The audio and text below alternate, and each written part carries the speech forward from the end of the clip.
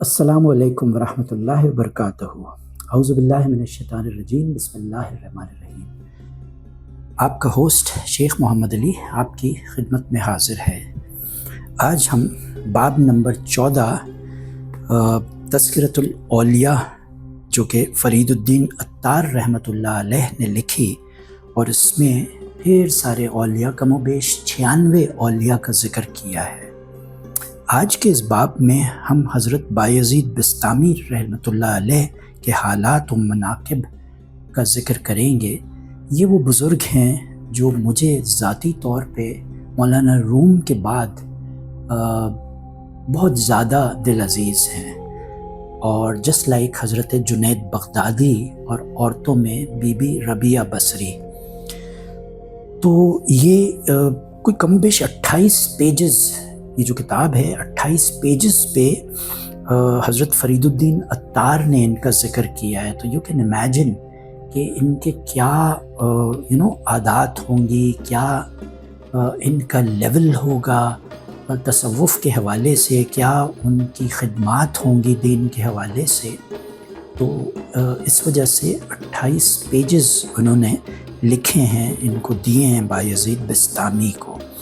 اچھا، اب بسطامی کا جو ورڈ ہے، جو ان کا تخلص کہہ لیں، وہ کہاں سے آتا ہے؟ بستام یا بستام نامی جگہ ایران میں ہے۔ آپ کی پیدائش 804 ہجری میں ہوئی اور 874 ہجری میں آپ کی وفات ہوئی، یعنی کم و بیش 70 سال عمر آپ نے پائی۔ آپ کا تعارف اب بہت بڑے اولیاء اور مشائخ میں سے ہوئے ہیں، اور ریاضت و عبادت کے ذریعے قرب الہی آپ نے حاصل کیا، اور احادیث بیان کرنے میں آپ کو درک حاصل تھی۔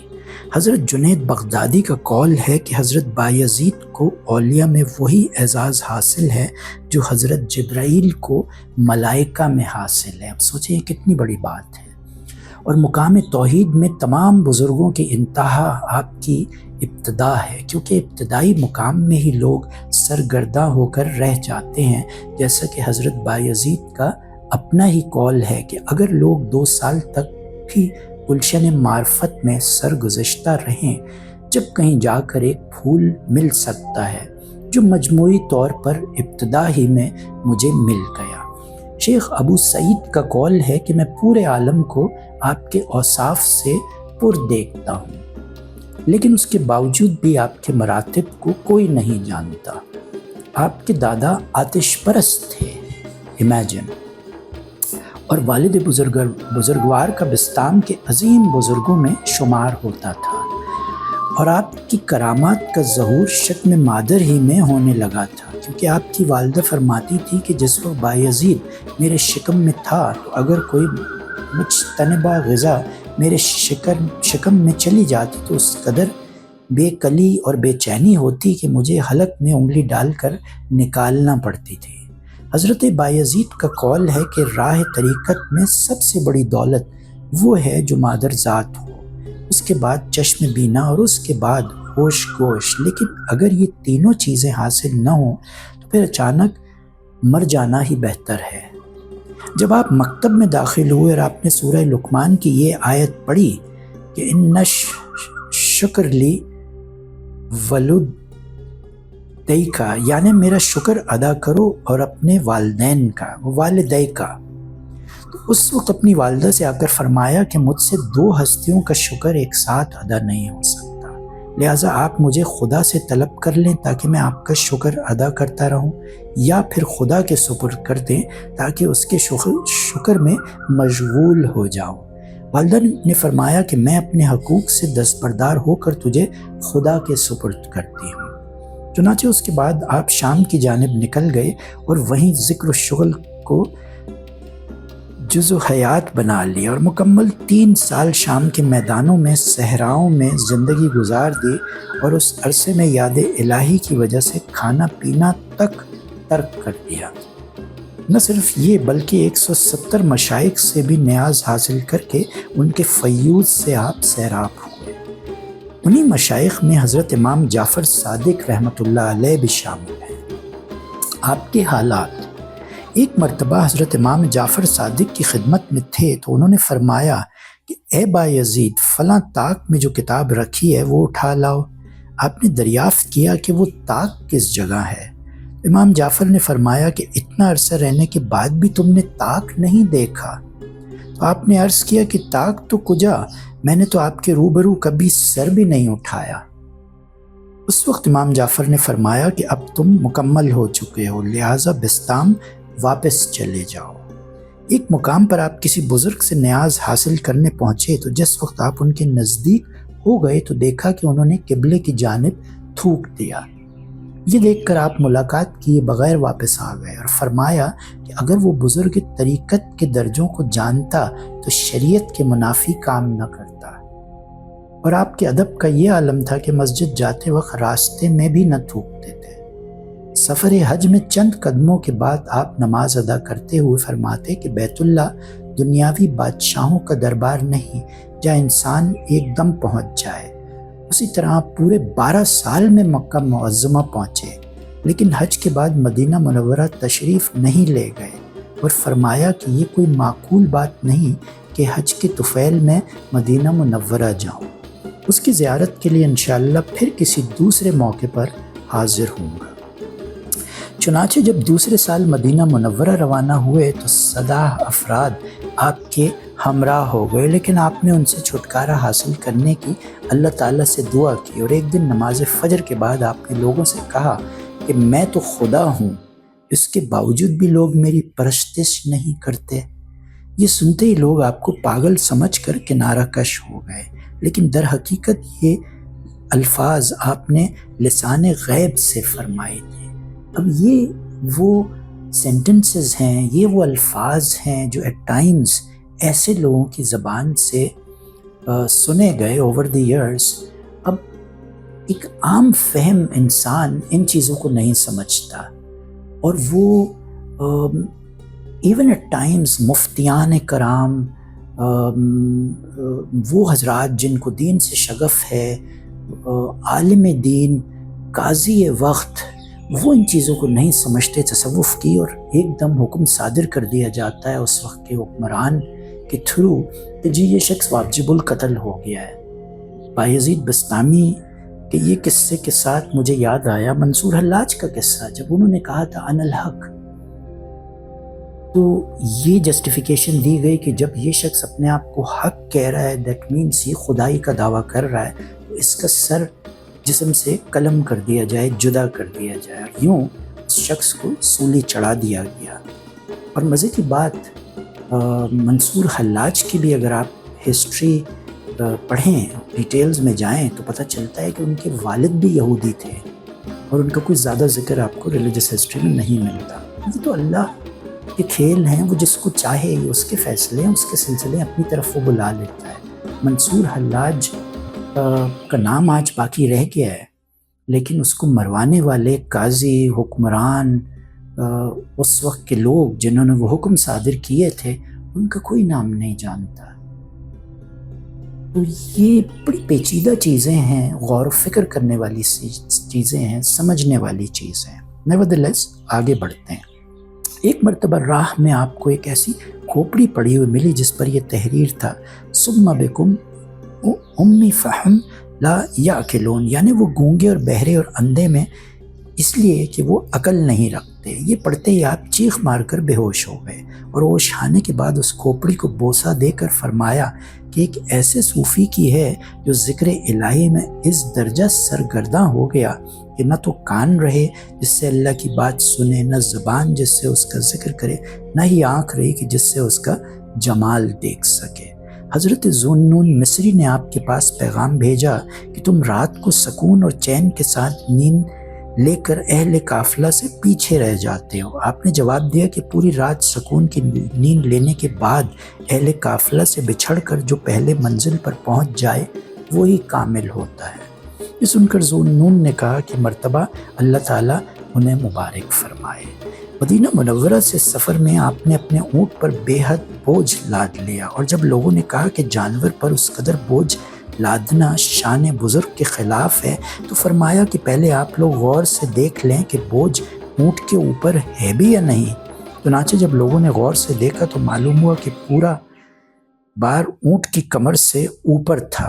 یہ دیکھ کر سب لوگ حیرت زدہ ہوئے تو آپ نے فرمایا کہ اگر میں اپنا حال پوشیدہ رکھتا ہوں تو دوسروں کو خبر نہیں ہوتی، اور یہ ظاہر کر دیتا ہوں تو حیرت زدہ ہو جاتے ہیں، اور ان حالات میں بھلا میں تمہارے ہمراہ کیسے رہ سکتا ہوں؟ اور جب زیارت مدینہ سے فارغ ہوئے اور والدہ کی خدمت کا تصور آیا تو بستام کے لیے روانہ ہو گئے، اور جب اہل شہر کو آپ کی آمد کی اطلاع ملی تو کافی فاصلے پر آپ کے استقبال کے لیے پہنچ گئے، لیکن اس وقت آپ کو یہ پریشانی ہو گئی کہ اگر لوگوں سے ملاقات کرتا ہوں تو یاد الہی سے غفلت ہوگی، لہٰذا آپ نے ان لوگوں کو منتظر کرنے کے لیے یہ ترکیب کی، متفکر کرنے کے لیے یہ ترکیب کی، رمضان کے باوجود دکان سے کھانا خرید کر کھانا شروع کر دیا۔ یہ مشہور قصہ ہے بھائی یزید کا۔ یہ دیکھتے ہی تمام عقیدت مند واپس ہو گئے، اور آپ نے فرمایا کہ گو میں نے اجازت شرعی پر عمل کیا لیکن لوگ مجھے برا سمجھ کر منحرف ہو گئے۔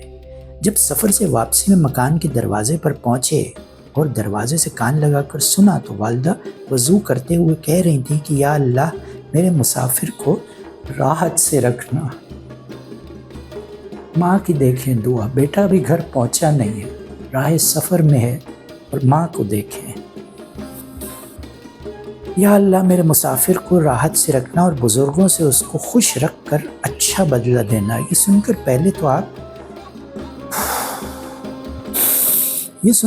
تو آپ روتے رہے، پھر دروازے پر دستک دے دی تو والدہ نے پوچھا کون ہے؟ عرض کیا کہ آپ کا مسافر۔ I'm sorry، میرا دل بھر آیا،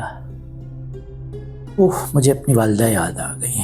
چنانچہ انہوں نے دروازہ کھول کر ملاقات کرتے ہوئے فرمایا کہ تم نے اس قدر طویل سفر اختیار کیا۔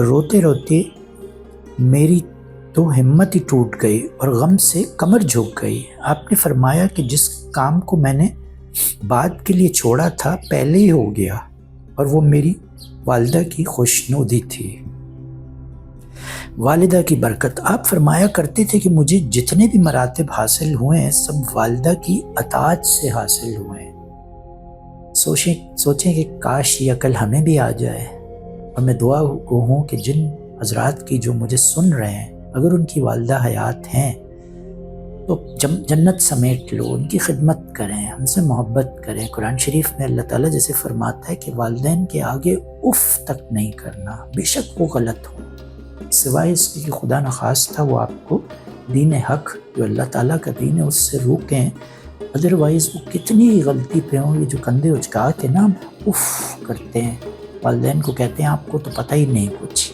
یہ نہیں کرنا۔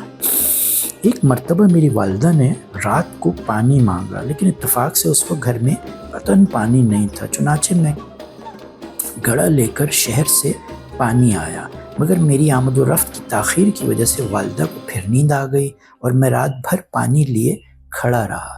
یہ قصہ ہمیں حضرت شیخ عبد القادر جیلانی کے حوالے سے بھی ملتا ہے۔ حتیٰ کہ شدید سردی کی وجہ سے وہ پانی پیالے میں منجمد ہو گیا، یعنی برف بن گیا، اور جب والدہ کی بیداری کے بعد میں نے انہیں پانی پیش کیا تو انہوں نے فرمایا کہ تم نے پانی رکھ دیا ہوتا، اتنی دیر کھڑے رہنے کی کیا ضرورت تھی؟ میں نے عرض کیا کہ محض اس خوف سے کھڑا رہا کہ مبادا آپ کہیں بیدار ہو کر پانی نہ پی پائیں اور آپ کو تکلیف پہنچے۔ یہ سن کر انہوں نے مجھے دعائیں دی۔ اسی طرح ایک رات والدہ نے فرمایا کہ دروازے کا ایک پٹ کھول دو، لیکن رات بھر اس پریشانی میں کھڑا رہا کہ نہ معلوم داہنا پٹ کھولوں یا بایاں۔ اللہ اکبر! کیونکہ ان کی غرض کے خلاف غلط پٹ کھول دیا تو حکم عدولی میں شمار ہوگا، چنانچہ انہیں انہی خدمتوں کی برکتوں سے یہ مراتب مجھ کو حاصل ہوئے۔ اب ان کی ریاضت کا حال سنتے ہیں۔ آپ فرمایا کرتے تھے کہ میں نے 12 سال تک نفس کو ریاضت کی بھٹی میں ڈال کر مجاہدے کی آگ سے تپایا اور ملامت کے ہتھوڑے سے کوٹتا رہا، جس کے بعد میرا نفس آئینہ بن گیا۔ پھر 5 سال مختلف قسم کی عبادات سے اس پر کلئی چڑھاتا رہا، پھر 1 سال تک جب میں نے خود اعتمادی کی نظر سے اس کا مشاہدہ کیا تو اس میں تکبر خود پسندی کا مادہ موجود پایا۔ چنانچہ پھر مسلسل 5 سال تک صحیح بسیار کے بعد اس کو مسلمان بنایا، اور جب اس میں خلائق کا نظارہ کیا تو سب کو مردہ دیکھا، اور نماز جنازہ پڑھ کر ان سے اس طرح کنارہ کش ہو گیا جس طرح لوگ نماز جنازہ پڑھ کر قیامت تک کے لیے مردے سے جدا ہو جاتے ہیں۔ پھر اس کے بعد مجھے خداوند تعالیٰ تک پہنچنے کا مرتبہ حاصل ہو گیا۔ آپ مسجد میں داخلے سے قبل دروازے پر کھڑے ہوئے گریہ زاری کرتے رہتے تھے، اور جب وجہ دریافت کی گئی تو فرمایا کہ میں خود کو حائضہ عورت کی طرح نجس تصور کرتے ہوئے روتا ہوں کہ کہیں میرے داخلے سے مسجد نجس نہ ہو جائے۔ ایک مرتبہ آپ سفر حج پر روانہ ہو کر چند منزل ہی پہنچنے کے بعد پھر واپس آ گئے، اور جب لوگوں نے ارادہ توڑنے کی وجہ پوچھی تو فرمایا کہ راستے میں مجھے ایک حبشی مل گیا، اور اس نے مجھے اصرار کے ساتھ یہ کہا کہ خدا کو بستام میں چھوڑ کر کیوں جاتا ہے؟ چنانچہ میں واپس آ گیا۔ حج کے سفر میں کسی نے پوچھا کہ کہاں کا قصد ہے؟ فرمایا کہ حج کا۔ پھر اس نے پوچھا کہ کیا آپ کے پاس کچھ رقم ہے؟ فرمایا ہاں، 200 دینار۔ اس نے عرض کیا کہ میں مفلس ہوں اور عیالدار ہوں، لہٰذا یہ رقم مجھ کو دے کر 7 مرتبہ میرا طواف کر لیجئے، تو اس طرح آپ کا حج ہو جائے گا۔ آپ نے اس کے کہنے پر عمل کیا اور وہ رقم لے کر رخصت ہو گیا۔ اب اگین عام حالت میں ماڈرن ڈے مین یہ کیسے ایکسیپٹ کر سکتا ہے کہ ایک مفلس جو آپ سے بھیک مانگ رہا ہے، جو بھیکاری کی صورت میں آپ کے پاس آیا ہے، جو بظاہر جسے آپ بھیکاری سمجھ رہے ہیں، بائی دی وے وہ بھیکاری نہیں، فقیر ہے، اور فقیر میں اور بھیکاری میں بہت کلیئر ڈفرنس ہے، بہت فائن ڈفرنس ہے۔ بھیکاری آپ سے اور مجھ سے مانگتا ہے، فقیر اپنے رب سے مانگتا ہے کیونکہ فقر کی کیفیت میں ہوتا ہے۔ تو جب آپ کے مراتب میں اضافہ ہونے لگا اور آپ کے کلام عوام کے ذہنوں سے بالاتر ہو گئے تو آپ کو 7 مرتبہ بستام سے نکالا گیا، اور جب آپ نے نکالنے کی وجہ پوچھی تو کہا گیا کہ تم نہایت برے انسان ہو۔ آپ نے فرمایا کہ جس شہر کا سب سے برا انسان بایزید ہو اس شہر سب سے اچھا ہوگا۔ ایک شب آپ عبادت خانے کی چھت پر پہنچے اور دیوار پکڑ کر پوری رات خاموشی سے کھڑے رہے، جس کی وجہ سے آپ کو پیشاب میں خون آ گیا، اور جب لوگوں نے وجہ پوچھی تو فرمایا کہ اس کی 2 وجوہ ہیں۔ اول یہ کہ آج میں خدا کی عبادت نہیں کر سکا، دوم یہ کہ ایام طفولیت میں مجھ سے گناہ سرزد ہو گیا تھا، چنانچہ ان دونوں چیزوں سے ایسا خوفزدہ تھا کہ میرا قلب خون ہو گیا اور وہ خون پیشاب کے راستے سے نکلا۔ عبادت کے اوقات میں آپ کو یہ خوف لاحق رہتا تھا کہ کہیں کسی کی آواز سے میری عبادت میں خلل واقع نہ ہو جائے، اس لیے مکان کے تمام سوراخ بند کر دیتے تھے۔ عیسیٰ بستامی کا قول ہے کہ میں 3 سال آپ کے ساتھ رہا لیکن کبھی آپ کو بات کرتے نہیں دیکھا، اور آپ کی یہ عبادت تھی کہ زانوں میں سر دیے رہتے، اور جب سر اٹھاتے تو پھر فوراً ہی سرد آہ کھینچ کر زانوں پر رکھ لیتے۔ اور حضرت سہلکی فرماتے ہیں کہ عیسیٰ بستامی نے جیسا بیان کیا کہ وہ قبض کی کیفیت ہوگی، ویسے آپ حالت بست میں لوگوں سے باتیں کرتے اور فیض بھی پہنچاتے تھے۔ کیفیت وجد۔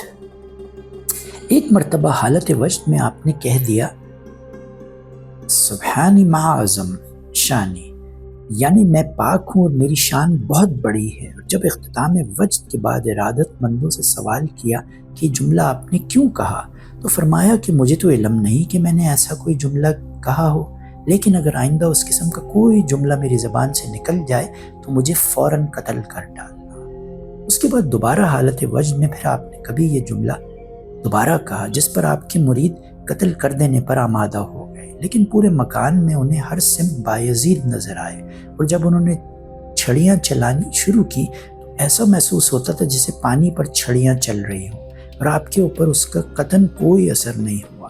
پھر جب کچھ وقفے کے بعد وہ صورت رفتہ رفتہ ختم ہوتی چلی گئی تو دیکھا کہ آپ محراب میں کھڑے ہیں، اور جب مریدین نے واقعہ بیان کیا تو فرمایا کہ اصل بایزید تو میں ہوں، اور جن کو تم نے دیکھا وہ بایزید نہیں تھے۔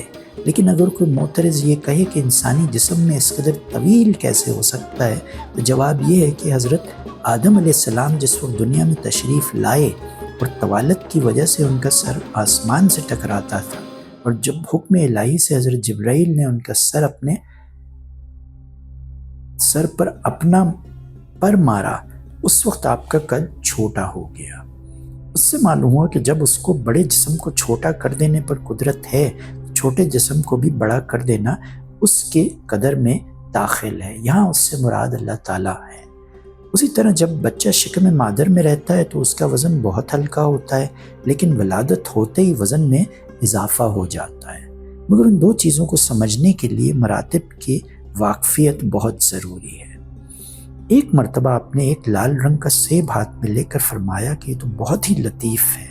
چنانچہ اس وقت غیب سے ندا آئی کہ ہمارا نام سیب کے لیے استعمال کرتے ہو، تمہیں حیا نہیں آتی؟ اور اس جرم میں اللہ تعالیٰ نے 40 دن کے لیے اپنی یاد آپ کے قلب سے ہی نکال دی، لیکن اس کے بعد آپ نے قسم کھا لی کہ اب کسی بستام کا پھل نہیں کھاؤں گا۔ غلط فہمی۔ ایک مرتبہ آپ کو یہ تصور ہو گیا کہ میں بہت بڑا بزرگ اور شیخ وقت ہو گیا ہوں، لیکن اسی کے ساتھ یہ بھی خیال آیا کہ میرا یہ جملہ فخر و تکبر کا آئینہ دار ہے۔ چنانچہ فوراً خراسان کا رخ کیا اور اچانک منزل پر پہنچ کر دعا کی کہ اے اللہ، جب تک ایسے کامل بندے کو نہیں پہنچے گا جو مجھ کو میری حقیقت سے روشناس کرا سکے، اس وقت تک میں یہاں پڑا رہوں گا۔ اور جب 3 شب روز اسی طرح گزر گئے تو چوتھے دن ایک شخص اونٹ پر آیا جس کو آپ نے ٹھہرنے کا اشارہ کیا، لیکن اس اشارے کے ساتھ اونٹ کے پاؤں زمین پر دھنستے چلے گئے، اور جو اس پر سوار تھا اس نے غصے کے انداز میں کہا کہ کیا تم یہ چاہتے ہو کہ میں اپنی کھلی ہوئی آنکھ کو بند کر دوں اور بایزید سمیت پورے بسطام کو غرق کر دوں؟ یہ سن کر آپ کے ہوش اڑ گئے اور اس سے پوچھا کہ آپ کون ہیں اور کہاں سے آئے ہیں؟ تو انہوں نے جواب دیا کہ جس وقت تم نے اللہ تعالیٰ سے عہد کیا تو اس وقت میں یہاں سے 3000 میل دور تھا، اور اس وقت میں سیدھا وہیں سے چلا آ رہا ہوں، لہٰذا تمہیں خبردار کرتا ہوں کہ اپنے قلب کی نگرانی کرتے رہو۔ یہ کہہ کر وہ شخص غائب ہو گیا۔ آپ مسجد میں 40 برس مقیم رہے، لیکن اس درجہ محتاط تھے کہ مسجد کا اور مسجد کے باہر کا لباس جدا جدا ہوتا تھا، اور اس میں سوائے مسجد کی دیوار کے آپ نے کسی چیز سے کبھی ٹیک نہیں لگایا۔ آپ فرمایا کرتے تھے کہ میں نے 40 برس تک عام انسانوں کی غذا چکھی تک نہیں، کیونکہ میرا رزق کہیں اور سے آتا ہے، اور اس دوران اپنے قلب کی نگرانی میں مصروف رہے۔ اس کے بعد جب غور کیا تو ہر سمت بندگی اور خدائی نظر آئی۔ پھر 30 سال خدا کی جستجو میں گزارے۔ اس کے بعد خدا کو طالب اور خود کو مطلوب پایا، اور اب 30 سال سے یہ کیفیت ہے کہ جب خدا کا نام لینا چاہتا ہوں تو پہلے 3 مرتبہ اپنی زبان کو دھو لیتا ہوں۔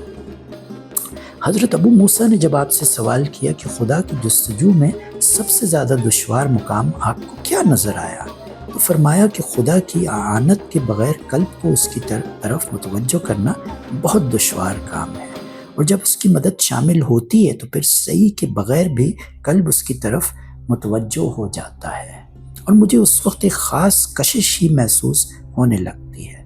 پھر رفتہ رفتہ اللہ تعالیٰ نے وہ مراتب عطا کیے جو آپ پر بھی ظاہر ہیں، اور ظاہر میں بھی اس کی علامتیں پائی جاتی ہیں، اور جس وقت آپ کے اوپر خوف طاری ہوتا تو پیشاب میں خون آنے لگتا تھا۔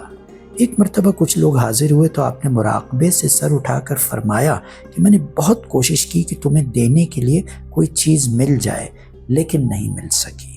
حضرت ابو تراب کا ایک ارادت مند اپنی ریاست کے اعتبار سے بہت بلند تھا، اور آپ اس سے یہ فرمایا کرتے تھے کہ حضرت بایزید کی صحبت تیرے لیے زیادہ سود مند ہوگی، لیکن وہ عرض کرتا کہ میں تو بایزید کے خدا کو دن میں 100 مرتبہ دیکھتا ہوں، ان سے بھلا کیا مجھے فائدہ ہو سکتا ہے؟ حضرت ابو تراب نے فرمایا کہ ابھی تک تو نے اپنے پیمانے کے مطابق خدا کا دیدار کیا ہے، لیکن ان کی توجہ کے بعد ایسا دیدار نصیب ہوگا جس طرح دیدار کا حق ہے تو حضرت صدیق اکبر پر ڈالے گا، اور ایک تجلی پوری مخلوق پر۔ یہ سننے کے بعد اس مرید کے قلب میں حضرت بایزید کے اشتیاق دیدار پیدا ہوا، اور اپنے مرشد کے ہمراہ جس وقت آپ کے مکان پہنچا تو آپ کہیں سے پانی بھرنے گئے ہوئے تھے، اور جب یہ دونوں ان کی تلاش میں چلے تو دیکھا کہ آپ ایک ہاتھ میں کھڑا اور ایک ہاتھ میں پوستین لٹکائے چلے آ رہے ہیں۔ لیکن اس مرید پر آپ کی ایسی ہیبت طاری ہوئی کہ کپ کپی کی وجہ سے زمین پر گر پڑا اور وہیں دم نکل گیا۔ اور جب حضرت ابو تراب نے کہا کہ آپ نے تو ایک ہی نظر میں کام ختم کر دیا، تو آپ نے فرمایا کہ اس کے اندر کشف کا ایک خاص مقام باقی رہ گیا تھا جو اس وقت اس کو حاصل ہوا، لیکن وہ برداشت نہ کرتے ہوئے جاں بحق ہو گیا۔ جس طرح مصر کی عورتیں اس نے یوسف کی تاب نہ لا کر اپنی انگلیاں کاٹ بیٹھی تھیں۔ حضرت یحییٰ بن معاذ نے جب آپ کو یہ تحریر کیا کہ آپ کے ایسے شخص کے بارے میں کیا رائے جو ایک جام ازلی سے ایسا مست ہو گیا ہے کہ اس کی مستی اب تک ختم ہی نہیں ہو پا رہی، آپ نے جواب میں تحریر کیا یہاں کہ ایسا فرد بھی موجود ہے جو ازل و ابد کے بحر بے قرار کو پی کر بھی یہی کہتا ہے کہ کچھ اور مل جائے۔ اللہ اکبر۔ پھر ایک مرتبہ یحییٰ بن معاذ نے تحریر کیا کہ آپ کو ایک راز بتانا چاہتا ہوں، لیکن اس وقت بتاؤں گا جب ہم دونوں شجر طوبہ کے نیچے کھڑے ہوں گے۔ اور قاصد کو ایک ٹکیا روٹی دے کر یہ ہدایت بھی کر دی کہ حضرت بایزید سے کہنا کہ اس کو کھا لیں، یہ آب زمزم سے گوندی گئی ہے۔ اس کے بعد حضرت بایزید نے لکھا کہ جس جگہ خدا کو یاد کیا جاتا ہے وہاں جنت اور طوبہ دونوں موجود ہوتے ہیں، اور ٹکیا اس لیے واپس کر رہا ہوں کہ آب زمزم سے گوندنے کی فضیلت اپنی جگہ مسلم، لیکن یہ اسے معلوم کہ جو بیج بویا گیا تھا وہ کسب حلال کا بھی تھا یا کسب حرام کا۔ اس لیے اس کے عقل حلال ہونے میں مجھ کو شک ہے۔ اس جواب کے بعد یحییٰ بن معاذ بعد نماز عشاء بغرض ملاقات بستام پہنچے، لیکن یہ خیال کر کے کہیں آپ کو تکلیف نہ ہو اس جگہ مقیم ہو گئے، اور صبح کو جب آپ کے یہاں حاضر ہوئے تو معلوم ہوا کہ آپ قبرستان میں ہیں۔ چنانچہ جب حضرت یحییٰ قبرستان میں پہنچے تو دیکھا کہ آپ انگوٹھوں کے بل کھڑے ہوئے مصروف عبادت تھے، اور ایسا محسوس ہوا کہ جیسے پوری رات اس طرح کھڑے ہوئے گزری۔ پھر فراغت کے بعد جب اچھی طرح دن نکل آیا تو آپ نے یہ دعا پڑھی، اعوذ بک ان اسألک من ھذا المقام، میں تجھ سے پناہ طلب کرتا ہوں اس بات کی کہ میں تجھ سے اس مقام کا حال دریافت کروں۔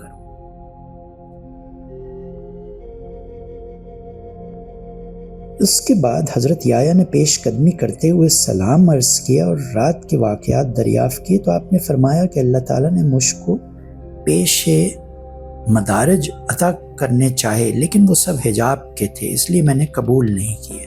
پھر حضرت یحییٰ نے پوچھا کہ آپ نے اللہ تعالیٰ سے معرفت کیوں نہیں طلب کی؟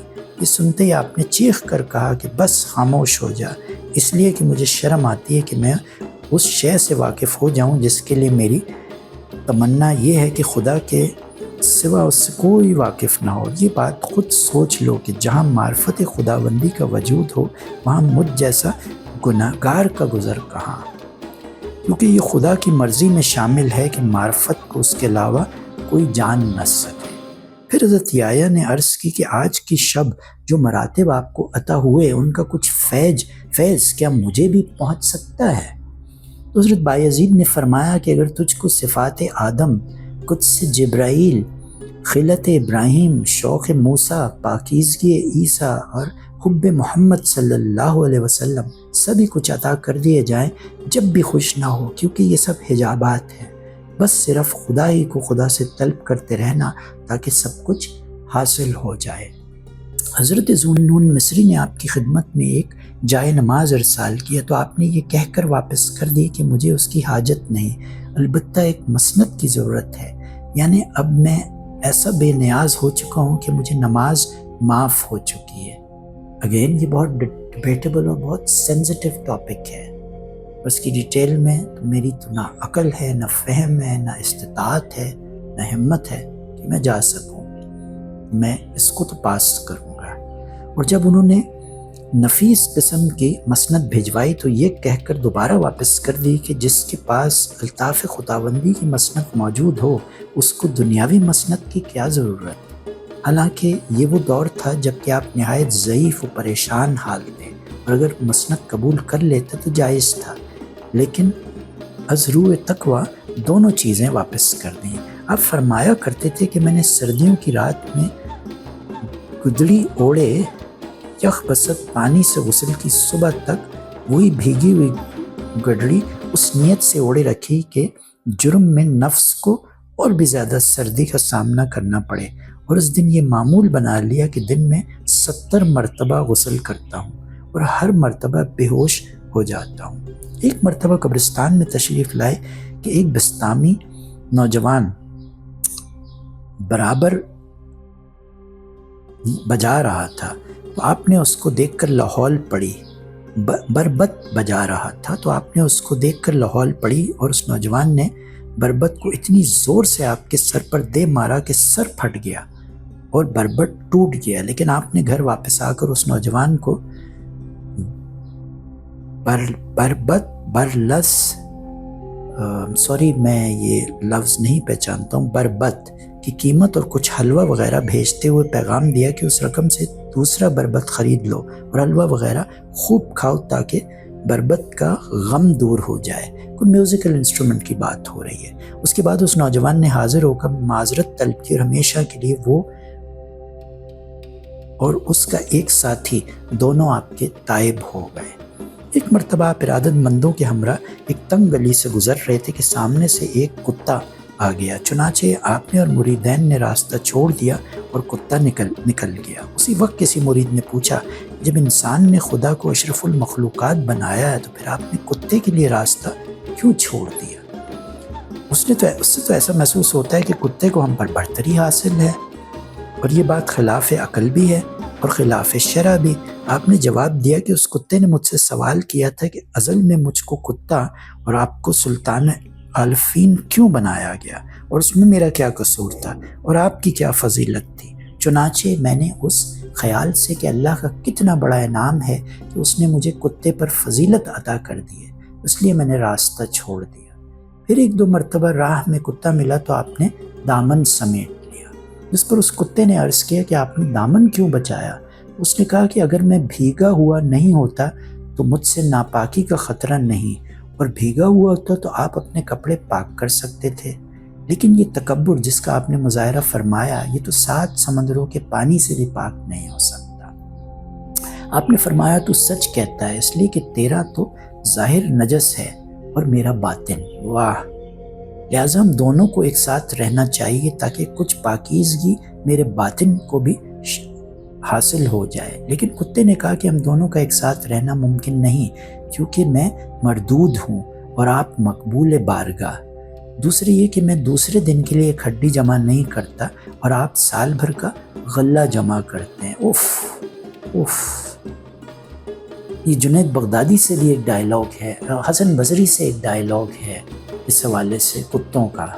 کتوں کے 10 ایسے فضائل جو اگر انسان میں ایک ہوں اس میں سے، تو انسان پتہ نہیں کہاں سے کہاں پہنچ جائے۔ میرا وہ ریکارڈڈ کلپ ہے انٹرنیٹ پہ، ضرور ڈھونڈیے گا، آپ اس کو انجوائے کریں گے۔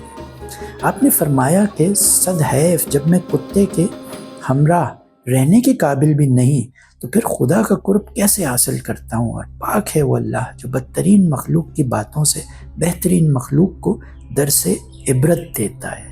ایک شخص 30 سال آپ کی صحبت میں عبادت کرتا رہا، اور ایک دن آپ سے عرض کیا کہ اتنا عرصہ گزر جانے کے باوجود بھی آپ کی تعلیم مجھ پر اثر انداز نہ ہو سکی۔ آپ نے فرمایا کہ ایک ہی شکل سے تیرے اوپر اثر ہو سکتا ہے، لیکن وہ تیرے لیے قابل قبول نہ ہوگی۔ اس نے عرض کیا کہ میں آپ کے ہر حکم کی تعمیل کرنے کے لیے تیار ہوں۔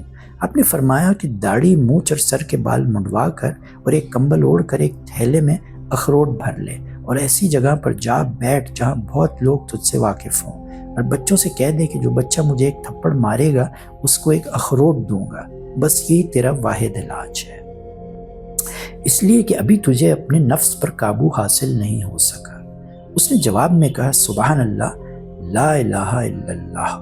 آپ نے فرمایا کہ کلمات اگر کسی کافر کی زبان سے ادا ہوتے تو وہ مسلمان ہو جاتا، لیکن تو اس لیے مشرک ہو گیا کہ تو نے عظمت خداوندی کی بجائے اپنی عظمت کا اظہار کیا۔ یہ سن کر اس نے عرض کیا کہ آپ کی بتائی ہوئی ترکیب میرے لیے قابل قبول نہیں۔ آپ نے کہا، یہ تو میں پہلے ہی کہہ چکا تھا کہ تو میری بات پر عمل نہیں کر سکے گا۔ اس قصے کو میں یہاں مکمل کرتا ہوں، روکتا ہوں، کیونکہ یہ قصہ بہت لمبا ہے۔ میں اگلے 4، 5، 6 کلپس میں دوبارہ حاضر ہوں گا اور اس کو کنٹینیو کروں گا بایزید بستامی کے قصے کو. جب تک کے لیے اپنے ہوسٹ شیخ محمد علی کو اجازت دیجیے. ہم دوبارہ اسی نقطے پہ ملیں گے جہاں سے یہ سلسلہ منقطع ہوتا ہے. اپنا ڈھیر سارا خیال رکھیے. اللہ حافظ.